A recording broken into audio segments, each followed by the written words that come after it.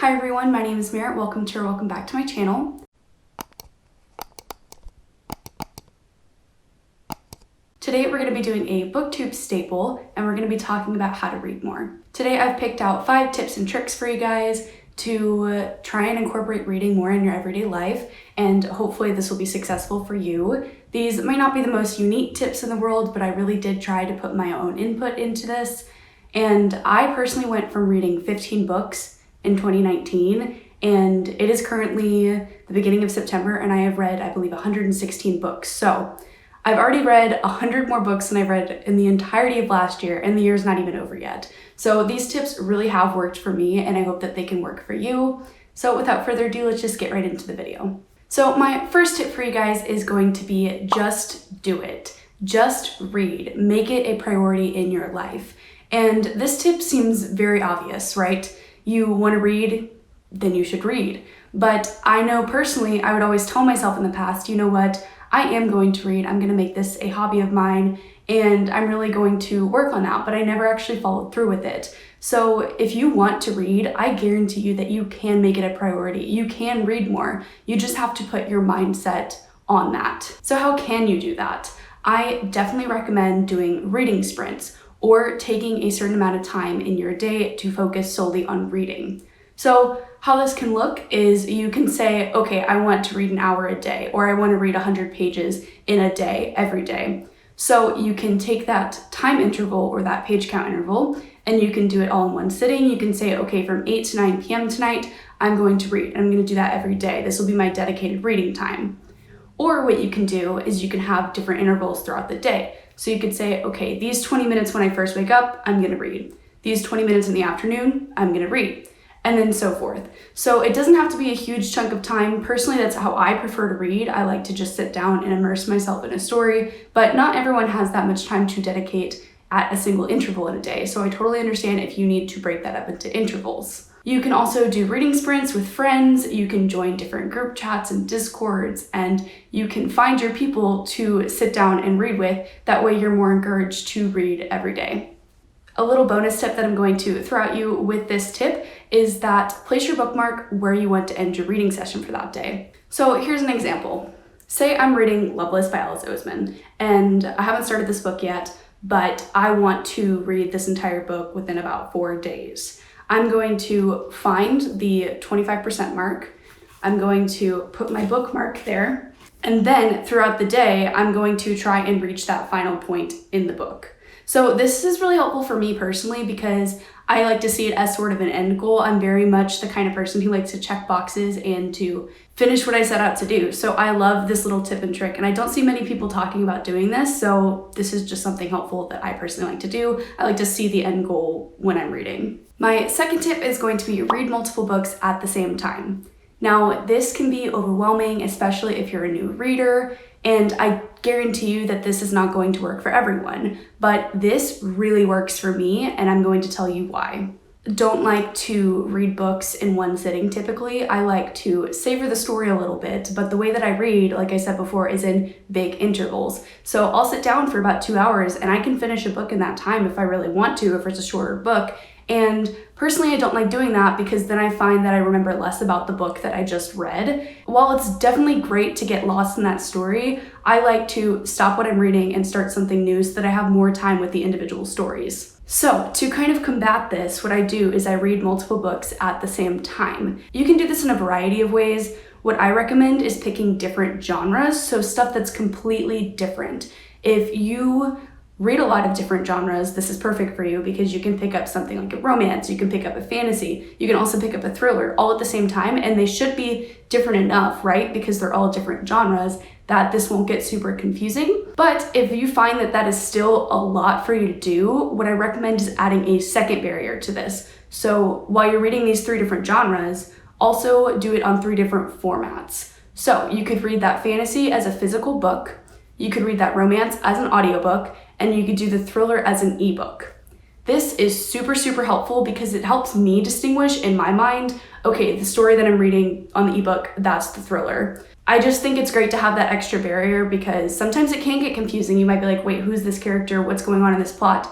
Especially if you are breaking up into different books. But if you are reading different books at the same time, it helps you kind of be motivated to pick up one that you're maybe enjoying more and maybe push aside that one that you're enjoying less, and you're less likely to get in a reading slump that way. My third tip for you guys is going to be look for opportunities to read. I definitely recommend looking at your day and thinking, okay, when can I read? What can I replace with reading? And something that's really simple is going to be whenever you're on social media, whenever you're watching TV that you're maybe not enjoying, whenever you're binge watching YouTube for hours and hours and you just get lost. Think to yourself, do I need to spend all this time on these sites, or is it more productive and enjoyable for me to read? I'm not shaming you if that is what you enjoy doing. If you like to consume virtual media and you like to watch YouTube, feel encouraged to do that. I'm not saying that that is a bad way to spend your time at all. But if you're looking to read more, try replacing some of that time with your reading time. Another tip that I want to recommend within that is if you're listening to music, think, is this a time that I could listen to an audiobook? And I'll go into more details later about when I personally listen to audiobooks and when I find it is most beneficial to listen to audiobooks, but just make sure you're reflecting and thinking, is this a good time to listen to music, or would I rather listen to an audiobook? So with this tip, it's just really critically thinking about the things that you're doing and if it's productive to your overall day. My fourth tip is going to be one that a lot of people don't want to hear. Don't be afraid to DNF a book. Don't be afraid to not finish it. I used to struggle with this a lot, and I still do find myself struggling with this. It is hard to get invested in a story and then have that realization that that story is not meant for you.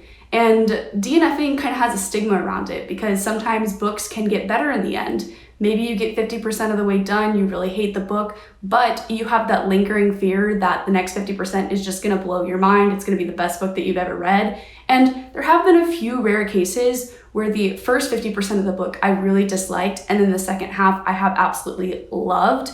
So there are exceptions to this rule, but typically if I'm a third to halfway into a book and I really don't like it, I usually still give it 2 stars at the end of the book. It doesn't typically redeem itself for me. And so that's why I'm really encouraging you to think critically about the books that you're reading and if you're enjoying them. Because if you think a book is gonna be 2 or 1 stars and you're halfway through, stop reading it. You're just wasting your time. You're not having fun reading the book. And the whole point of reading is to have fun. So thinking critically about the books that you're reading, if you're enjoying them, and if you're not, don't be afraid to put it away, put it behind you, because I've DNF'd so many books and I don't really have regret about any of them. I don't think that those stories were necessarily meant for me, and I'm glad to have moved on and found books that I liked a lot more. Tip number 5 kind of correlates with tip number 3, where I said to look for more opportunities to read, and that is to listen to audiobooks.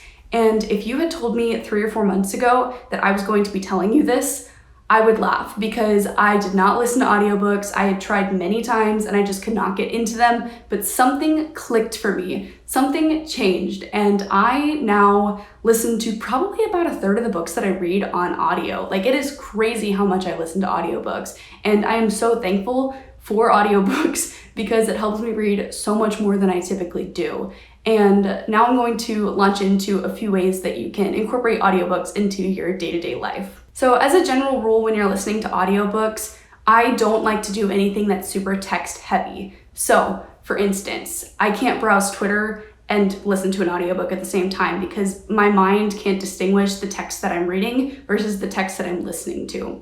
I think that the only exception with this is if you're reading the book alongside the audiobook, in which case this can be helpful for a lot of readers. But if I'm doing homework or if I'm doing work, I cannot listen to an audiobook because it will distract me from my task at hand. And I also feel like it doesn't really make me productive in either sense. I won't have a lot of retention from the book that I'm reading, and I won't really focus on what I'm actually doing. Whenever you're listening to audiobooks, make sure it's stuff that you can actually focus on the words that are being said. Another tip is going to be speed up the narration. I used to only be able to listen to audiobooks on 1x speed, and that is a great place to start. If you are just starting out listening to audiobooks, don't be afraid to listen to it at the normal speed. That is the speed that the author intended you to listen to this book at. So it is definitely a perfectly acceptable reading speed. But over time, you'll find yourself being able to speed up that narration. For instance, I started off at 1x speed but now I am often going to about 2.5 to 2.75.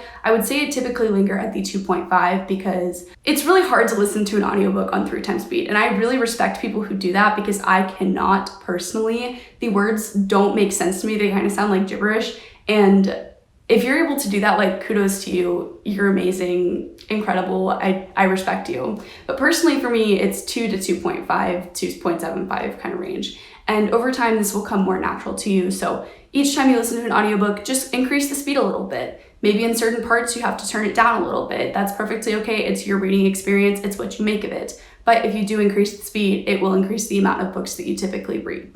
Now let's talk about things that you can do while listening to audiobooks, which is my favorite portion to talk about in this video because a lot of people say, I can't listen to audiobooks. I don't know what to do when I'm listening to audiobooks because I want to focus on the text, but I don't want to just sit there and be bored. And that is a total valid argument. I can understand that audiobooks are discouraging for a lot of people because it's hard to do stuff while listening to them. But hopefully the next few activities that I tell you guys about will help you read more audiobooks and be more inclined to read more audiobooks.